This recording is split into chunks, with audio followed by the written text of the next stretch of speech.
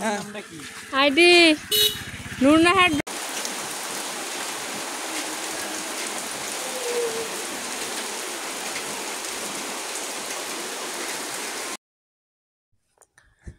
আসসালামু আলাইকুম, কেমন আছেন সবাই? আশা করি সবাই ভালো আছেন। আলহামদুলিল্লাহ আমিও ভালো আছি, তোমাদের দোয়া ও ভালোবাসায়। আসলে মেয়েদের জীবন কি বৈচিত্র্যময় বলুন তো। কেউ যদি বলে কোথায় যাচ্ছেন, বলতে হয় বাবার বাড়িতে। যদি শ্বশুর বাড়িতে আসা হয় তাহলে বলতে হয় শ্বশুর বাড়িতে যাচ্ছি। আসলে মেয়েদের কোনো নির্দিষ্ট কোনো জায়গা নেই, ঘর নেই, বাড়ি নেই, শ্বশুর বাড়ি আর বাবার বাড়ি। কি আজব একটা কথা সব সময় আমরা মেয়েদের মুখ থেকে শুনতে পাই।